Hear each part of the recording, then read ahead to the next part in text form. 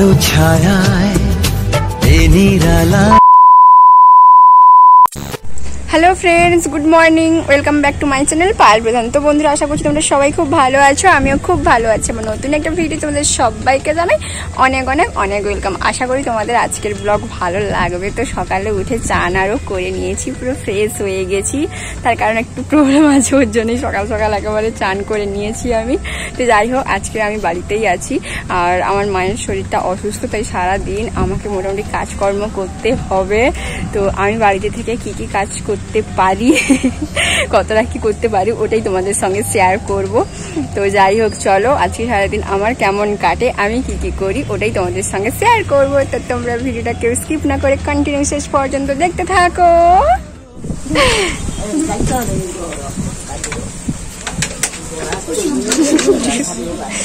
কিরে তোনকে পড়া বুঝলেই কে, বুঝলেই এ দাঁড়িয়ে রয়েছে কেন, তো বুঝলেই রে পড়া তো কইছু একবার।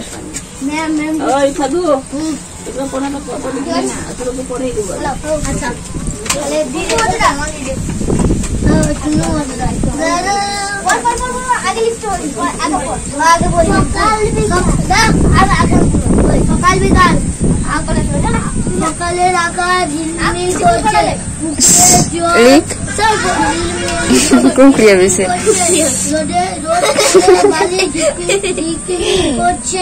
যাই হোক, শেষ পর্যন্ত আপদ বিদায় নিল, এমনটা আমি কেন বললাম তাই তো অবশ্যই বলবো তোমাদেরকে। এই দিকটায় দেখো, আমার মায়ের শরীর ভীষণ পরিমাণে অসুস্থ। তো বাবা তো ডক্টরের কাছ থেকে ওষুধ আরো নিয়ে এসছে, তো মাকে ওইগুলোই দিচ্ছিলাম যে কোন ওষুধটা কখন খাবে না খাবে। আর এই দিকটা দেখো, মা মানে ভীষণই অসুস্থ, শুয়ে রয়েছে। তারপর কিন্তু বাড়ির পাশে একজন দাদা, তো ওই দেখলো কইছি না মুছবো, সারাবি মুছবো, তেল হাত দিবনি। সারাবি দাও ব্যাস। তারপরে এটা তিনটিয়া সেটি ভোলা কুত্র দিব।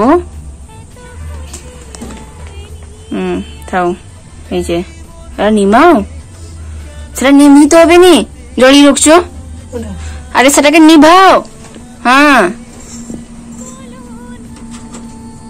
ব্যাস। আর ঠাকুরকে জল দিয়েছে অর্ধেক। এইটি গ্লাস খাই গো, এর গ্লাস খাই।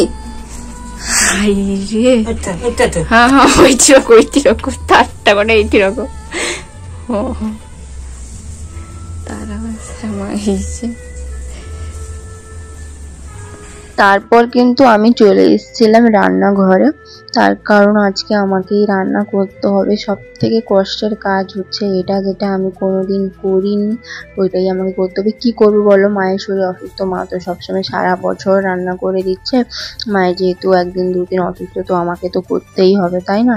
তো যাই হোক, আমি কিন্তু ভাত চাপ হয়ে গেছে। আর এই দিকটায় কুমড়ো ভাজছিলাম আর একটা দুটো তরকারি করব। মাকে বলেছি যে আমি বেশি করতে পারবো না, একটা দুটো ঠিক আছে। আর আমাদের ঘরে না এত স্বভাব খারাপ, কি বলবো, মানে অন্যদের ঘরে যেরকম একটা হাই সোলের দুটো তরকারি হয়, আমাদের ঘরে সেরকম নয়, মানে 4টা 5টা প্রত্যেক দিন। বিরক্ত লাগে। বাবাও যেরকম মানে 3-4 রকমের নয়, 2-3 রকমের মাছ পার ডে নিয়ে আসবেই আসবে। সেই রকম 4-5 রকমের আইটেম তো হয়েই যাবে একটা ভাজাভাজি। মাকে বলেছি যে তুমি 10টা করলে বলে আমি 10টা করতে পারবো না, আমি 2টো করবো, আর বেশি করতে পারবো না। যে তুমি রান্না টান্না করি না, তো ওই জন্য না খুব একটা আমার রান্না আরো করতে ভালো লাগে না, মানে বিরক্ত লাগে। মুড পুরো অফ থাকে যখন আমি রান্না করি, মুড পুরো অফ থাকে। অন্যান্য কাজ দেখ ঠিক আছে করে দেবো, কিন্তু রান্নার দিলে না মানে মাথায় গরম হয়ে যায়। তো যাই হোক, তারপরে এই দিকটায় আনাজ আরো করে নিয়েছিলাম, মানে পুরোটাই আমাকে একাকেই সামলাতে হয়েছে। মানে পুজো করাটা শুধু আমি করিনি, দাদাটা করে দিয়েছে। মা তো শরীর অসুস্থ, মানে আনাজ করা, রান্না করা, বাটনা বাটা, ধোয়া মোছা, A to Z সবটাই আমাকে করতে হয়েছে। আর আমি যে সকালে যে চান টান করেছিলাম, শ্যাম্পু করেছিলাম, মানে গামছাটা খোলারও সময় পাইনি। শুধু যখন সেদ্ধ আরো বসাচ্ছি, রান্না করছি, তো ওই সময় যখন সেদ্ধ আরো বসাচ্ছি একটু সময় পাচ্ছি, ওইটাই এসে একটু মোবাইল টোবাইল দেখছি, এই আর কি। আর তো বলি, আমি সকালে যে বলছিলাম আপদ বিদায় নিল, তো ওইটা হচ্ছে আমার মামা দিদা এসেছিল, তো অনেকেই হয়তো জানো। তো খুব একটা যেহেতু আমি দেখাই না ব্লগে, তার কারণ হচ্ছে আমি নিজের মতনই মানে নিজেকেই দেখাতে পছন্দ করি, আর অন্য কাউকে আমার ভালো লাগে না। এই যে আমি ভিডিও করছি আর আনাজ করছি, দিদা যদি থাকতো তখন কিন্তু বলতো যে এখন আমার ভিডিও করতে হবে, এ করতে হবে, সে করতে হবে। যেহেতু আমার মা এখন শুয়ে আছে বা মা জানে, দিদা তো আর জানে না, ওই জন্য আগেকার দিনের মানুষ না, ওই জন্য আমার খুব পছন্দও হয় না ওই সব লোকদের। তাছাড়াও এই ধরো আমি সেদ্ধ বসিয়ে দিয়েছি, তারপরে এসে একটু শুয়ে শুয়ে মোবাইল দেখছি, এইসব জিনিস না ওরা ঠিক পছন্দ করে না, মানে সহ্য করতে পারে না, এটা সেটা বলে, আর ওই সব কথা আমি সহ্য করতে পারি না। ওই জন্য দেখো তুমি রিলেটিভ বন্ধু বাস এসছো আমাদের ঘরে, ঠিক আছে, একদিন থাকবে, 2 দিন থাকবে, 3 দিন থাকবে, ঠিক আছে, 10 দিন 15 দিন 20 দিন, এতদিন কেন? তো এতদিন থাকা আমার পছন্দ হয় না। বা থাকলে ঠিক আছে, তো এসছো মেয়ের বাড়িতে এসছো, মানে এটা তো আমার মানে মামা দিদা, ধরো মানে আমার মামা দিদা তার মেয়ের বাড়িতে এসছে, মানে আমার মায়ের বাড়িতে, আমার বাড়িতে তো এসছে, তো ঠিক আছে এসছো, আমার বাড়িতে খাচ্ছো, যাচ্ছ, আনন্দ করছো, ঘুরছো, এনজয় করছো, যা করে আমার ঘরে করছো না, সেরকম নয়। ও মোটামুটি অন্যের ঘরের কি হচ্ছে না হচ্ছে মানে পরচর্চা করবে, ওইগুলো আমার একদমই পছন্দ নয়। আমার ঘরে এসছে, লোকের ঘরের কথা কেন আলোচনা করবে এইসব?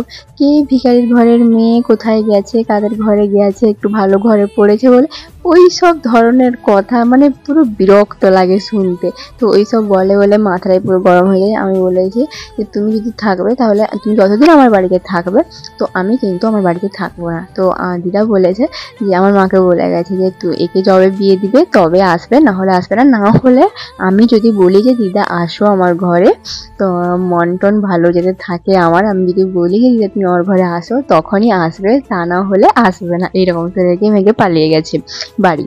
আর যখন খেতে বসছিলাম রান্না টান্না করার পরে, তো এখন তো রান্না চলছে, যখন রান্না টান্না করার পরে খেতে বসছিলাম না, তখন আমার বাবা বলছে যে পালিয়ে গেল কেন, আর 2 দিন পর তো সানডে ছিল, আবার চিকেন টিকেন খেয়ে চলে যেত, এরকমই বলছিল। দিয়ে তখন মা বলছে এই তো তাড়িয়ে দিয়েছে, এ বলছে খেতে পায় না, চলে এসছে। আমি বললাম আমি এই কথাটা কবে বলেছি? সত্যি বলতে কি আমি এইসব কথা কোনোদিন কাউকেই বলিনি। আমি হয়তো বলেছি যে তোমার ঘরে 3 জন বৌমা আছে, এ এটা করে দিচ্ছে, সে সেটা করে দিচ্ছে, আমার ঘরে হলে করার মতন কেউ নেই, এইরকমই বলেছি। ওইখানে তুমি ভালো মন্দ খেতে পাও, আমাদের ঘরে পাবে না, এরকম বলেছি। কিন্তু ও তার ঘরের থেকেও বেশি ভালো মন্দ আমার ঘরে খেতে পায়।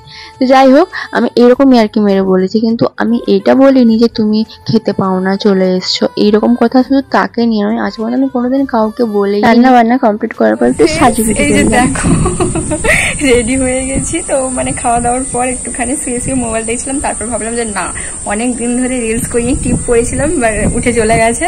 তো এই যে বাচ্চাদের মতন দুপাশে দুটো ক্লিপ লাগিয়ে নিয়েছি, ভাবলাম চলো একটু আলাদা রকমের কিছু করা যাক। এখন অনেকে সব সেজে গুজে কোমর টোমর ডুলিয়ে মানে এখন মেয়েগুলা অনেক ভালো করে রিলস করছে আর ভাইরাল হচ্ছে। আমি যেই রিলস ছাড়ি না কেন আমার আর ভিউজ নেই, আমার আটকে গেছে, পুরো রিচ ডাউন। ওর জন্য না মাথা গরম হয়ে গেছিলো, ভিডিও করতে ইচ্ছা করছিল না। আর ভাবলাম চলো নিজের ভালোর জন্য একটুখানি করি, মানে মন ভালোর জন্য একটুখানি করি আর কি। তো যাই হোক, মানে ইনস্টাগ্রামে একটুখানি রিচ ডাউন চলছে, না হলে ফেসবুকে আরও ঠিক আছে বা। তো ওর জন্যই একটুখানি পুরো বারবি ডলের মতন সেজে পড়েছি। আর এই ড্রেসটাই ছিল, এই ড্রেসটাই ঠিক আছে, আর চেঞ্জ করিনি। আর মানে 2-1টা রিলস বানিয়ে নিয়েছি, তারপর ভাবলাম যে না না আমার তো ব্লগ করাই হয়নি সেজে গুজে। তারপর তো এখন কিন্তু রিলস করব, তারপর আবার রাতের বেলা কী করি না করি ওটাই তোমাদের সঙ্গে শেয়ার করব। আর মানে কিন্তু আমি এইখানেই জানলার কাছে রেখে দিচ্ছি, 2-1টা মোটামুটি নেচে নেচে ভিডিও করছি একার মতো করে। তো আমাকে কেমন লাগছে অবশ্যই কিন্তু একটু কমেন্ট করে জানাবে। তো এরপরে কিন্তু বেশিরভাগ আমি একটু সেজে গুজে রিলস করবো, সবাই করে, শুধুমাত্র আমি বাদ দিয়ে। আমি যে পুরোনো রিলসগুলো মানে একবার রিলস করা মানে সেইগুলোই আমি 10 দিন ধরে ছাড়ি। সবাই যেরকম প্রত্যেকদিন আলাদা আলাদাভাবে রিলস করে, আমি ওইরকম না, একবার রিলস করা মানে 10 দিন ধরে ওইগুলো ছাড়তে থাকি। তো এই আর কি। তো চলো তোমরা দেখতে থাকো ভিডিওটা কন্টিনিউ, আর আমি একটু রিলস করি। তো চলো দেখতে থাকো ফ্রেন্ডস। আমার রিলস আরও করা শেষ, তো আমি যাব নিচে, তার কারণ হচ্ছে দোকানে যাব।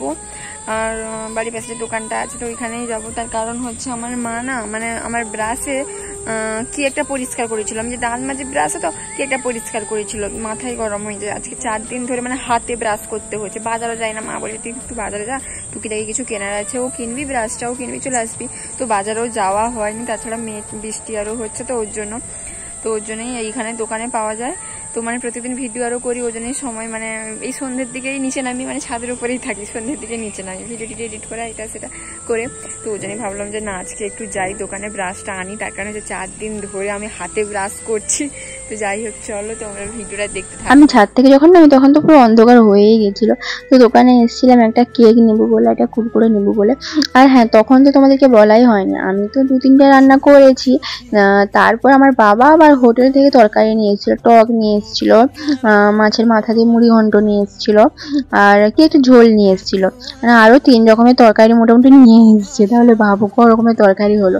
তো যাই হোক, এখন কিন্তু মায়ের শরীর আছে, তো মা শুয়ে রয়েছে আর আমি এদিকে ঝাড়ু আরও দিয়ে দিচ্ছিলাম, মানে A to Z সব কাজই আমাকে করতে হয়েছে আর কি। আর ওই যে কেক নিয়ে এসেছিলাম ওইটাই খাচ্ছিলাম ঘুরে ঘুরে, আর তো কোনো কাজ নেই সন্ধ্যের দিকে, তো ওর জন্যই আর কি। তো যাই হোক, এই ছিল আজকের ব্লগ। কেমন লাগলো তোমাদেরকে অবশ্যই কিন্তু একটা কমেন্ট করে জানিয়ে দিও।